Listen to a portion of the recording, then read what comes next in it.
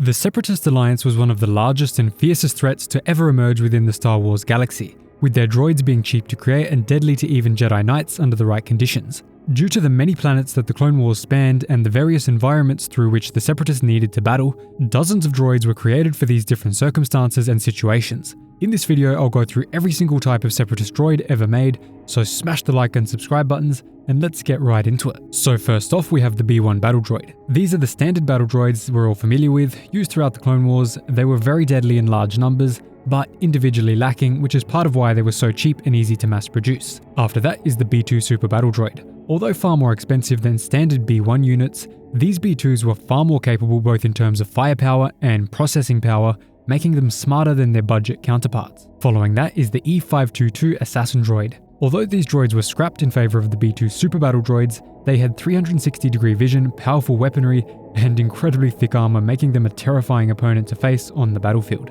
for the few clones who managed to face them. After that is the Scudager 100 Stealth Droid, also known as the Millicreep. This freaky droid resembled an insect and used its electrified tails to attack clone troopers in the Battle of Umbara. After that is the Pistoka Sabotage Droid. More commonly called Buzz Droids, these were used to disable an opponent's craft, as was seen when they targeted Obi-Wan and damaged his starfighter. After that is the Mega Droid. This was the unique super weapon in the form of a giant droid, plated with lightsaber-resistant armor and the ability to fly at incredible speeds. It was destroyed after an intense battle with Grandmaster Yoda and Anakin Skywalker. Next up is one pretty much all of you would have heard of but never seen, which is the B3 Battle Droid. These were rare improved versions of the regular B2 Super Battle Droids. They were over double the height at 4 meters tall and upgraded with rapid-fire blaster cannons. Next is the C8 Saboteur Droid. A sophisticated spy droid, these were used to perform surprise attacks and sabotage opponent stations. Following that is the AQ series Battle Droid. Also known as Aqua Droids, these were units capable of swimming which possessed retractable laser cannons. They were notably used in the Separatist attack on Kamino. In addition to that is the droid Tri-Fighter. Engineered to dominate in dogfights, these possessed advanced processors which allowed them to keep up with or even beat clones with years of training. Following that is the Spelunker Probe Droid, used for mining precious minerals on planets on which it would be difficult to work in for other droids. These were primarily used towards the end of the Clone Wars when certain resources were becoming hard to come by. Following is the Chameleon Droid. These were an advanced and upgraded version of the Spelunker Probe Droids which possessed laser cannons and powerful mines to deploy on the battlefield. They could also camouflage themselves by scanning their surroundings, which is how they got their name. After that we have a bit of a tongue twister, but the NR-N99 Persuader class Droid Enforcer. Moving via treads, these tank droids weren't as maneuverable as those with legs, but were able to travel at high speeds and possess great firepower, as well as being armored, especially from its sides. Next is a more simple one, the D1 series Aerial Battle Droid. Created as an experimental security unit, these were equipped with blasters and retractable wings which gave them the ability to fly. So that's pretty cool. It's not too often that we see flying droids with wings, usually they're just propelled. After that is the B1 Grapple Droid. In place of the blaster wielded by the B1 units, these specialist droids had grapple claws, allowing them to excel at hand-to-hand combat. Next is the Heavy Battle Droid. Specialized versions of the B1 units, they were designed to laser down defensive lines of clones by using their built-in disc shields to protect themselves while targeting their opponents. After that is another very interesting one, which is the Cortosis B2 Battle Droid. These were a rare upgraded edition of the B2 droids whose armor was laced with Cortosis, making them impossible to defeat through the use of lightsabers and blasters. Following that is the IG Lancer Droid. Variants of the regular IG droids, these were employed as scouts or mounted cavalry. The Infiltrator Demolition Droid, able to transform from a regular-looking worker droid into their natural state, resembling the traditional B1 units. They would either eliminate their targets with blasters or self-destruct in order to destroy a facility. Next is the LR-57 Combat Droid. These were slow units which weren't very versatile, however they had blasters for arms which they could also use as blunt melee weapons. The B1 Repeater Blaster Droid. Equipped with rapid-fire repeating blasters, these were regular B1s capable of dealing greater firepower than the units with standard blasters. After that is the B2 RP Super Battle Droid, similar to the regular B2 units but utilizing compact repulsor lift technology. These used built-in jetpacks in short bursts to surprise their enemies from above. After that is the IG-227 Hailfire class droid tank. Traversing through large treaded wheels, these tank droids carried 2 tracks of powerful Hailfire missiles, which dealt devastating damage to their targets, and it also had an auto blaster when the missiles ran out. Following from that is the Recusant class Light Destroyer. These warships were one of the most depended on for space combat, with them being capable of hyperspace travel and housing powerful laser cannons. In groups, these ships greatly outgunned their Republic counterparts, hence their constant usage. Next is the B2 Super Rocket Trooper.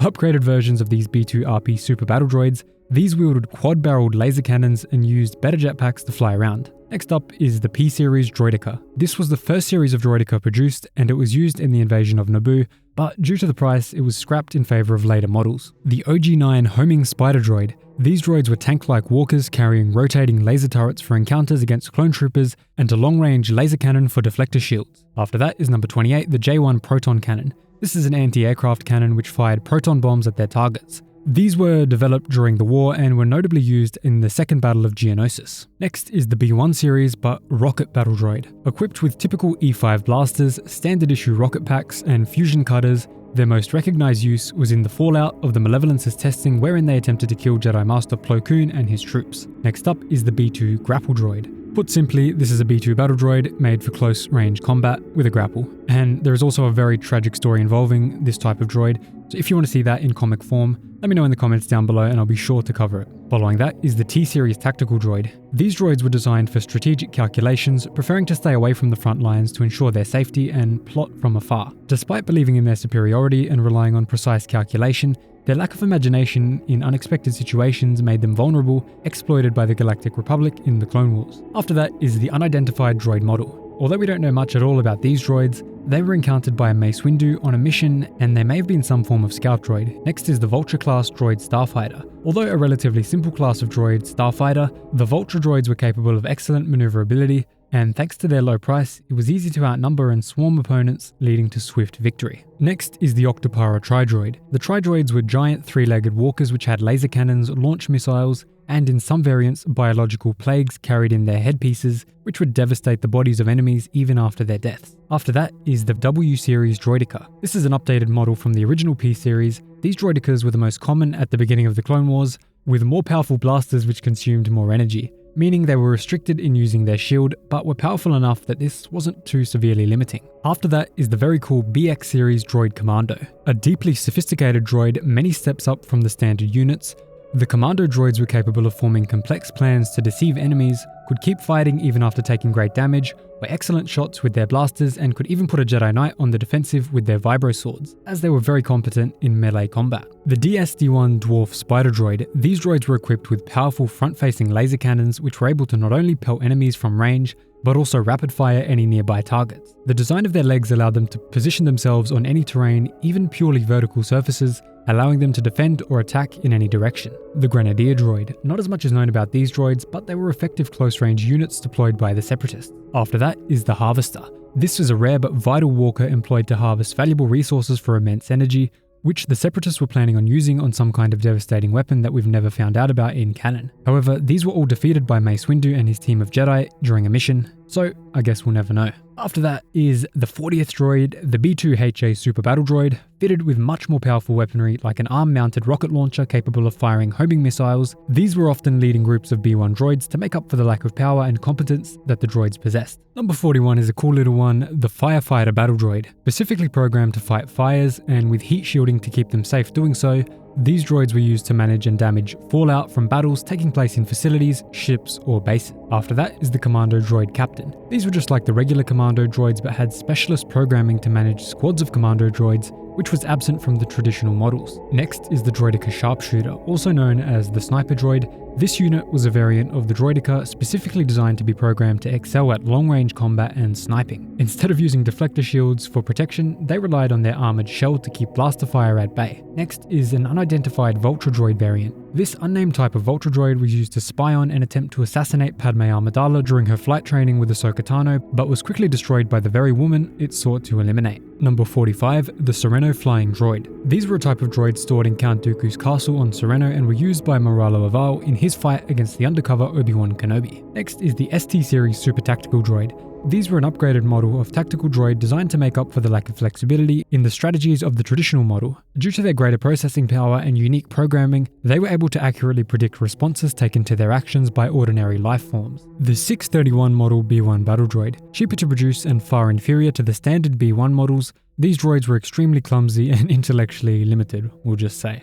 HMP Droid Gunship. Heavily armed with missile pods, laser cannons, and used to transport droids of various types, these gunships were hard to take down due to their strong ray shields. After that is the B-1 rocket launcher droid. These were a form of B-1 droids which carried rocket launchers, anti-personnel mines, and thermal detonators, often used to target enemy vehicles on the battlefield. For the big number 50 is the Hyena-class droid bombers. A variant of the Vulture droid, the Hyena bombers were engineered to focus on performing powerful bombing runs, often targeting enemy vehicles or command stations. The B-2 ACM trooper. These units were almost identical to the regular B-2 battle droids, but their wrist blasters boasted more powerful blasts. These were used sparingly when the firepower of traditional models wasn't enough. After that was the B-1 recon droid. This was a largely mysterious unit used to recon ahead of held positions and relay information back to commanders. After that is the Q-series droideka. These were the most effective and powerful model of droideka, making the earlier versions entirely obsolete. The shield generator that they were fitted with enabled them to activate their shields and blasters simultaneously at any time. After that is the cool Scarab-class starfighter. These were the predecessors to the Vulture droids, less flexible and maneuverable,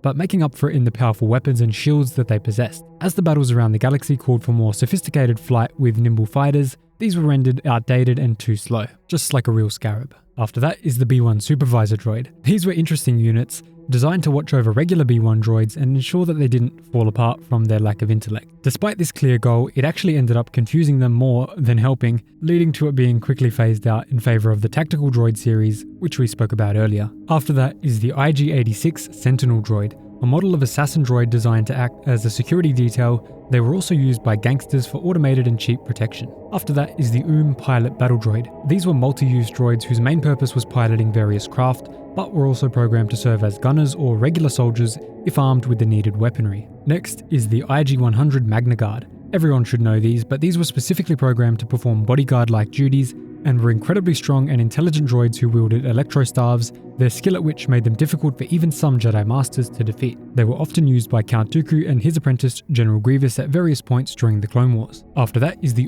series security droid. These were B-1 droids designed to patrol and protect specific routes and stations. They were notably used in an attempt to assassinate Jedi Master Qui-Gon Jinn and his Padawan Obi-Wan Kenobi during their mission to negotiate during the invasion of Naboo. After this we have a cool ringneck recon droid. This was a spy droid used to attain and relay information, but was also capable of opening fire on targets with a basic blaster housed within its head. Next up is the Command Battle Droid. These were units in charge of squads of regular B-1 droids thanks to their upgraded cognitive modules and tactical programming, but didn't possess any advanced processors, meaning they were just as likely to be tricked and thus were under the command of superior models like the tactical droids. Next up is the LM-432 Crab Droid.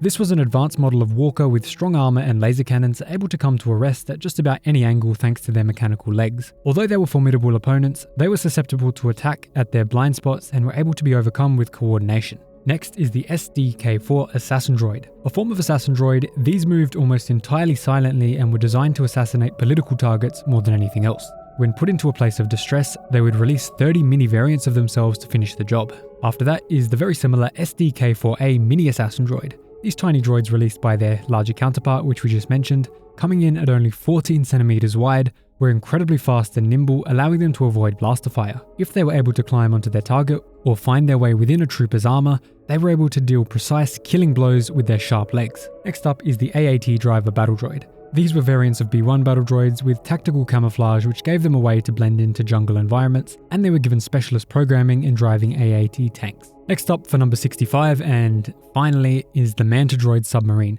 This was a very rare type of droid used exclusively for underwater assault missions, capable of dishing out powerful shots from their laser cannons, as well as launching torpedo missiles. So that was every single type of cannon droid used by the Separatist Army throughout their time in the Star Wars galaxy. If you enjoyed the video, leave a like, subscribe, and join the Discord down below. And thank you so much as always for watching, and I'll see you in the next video.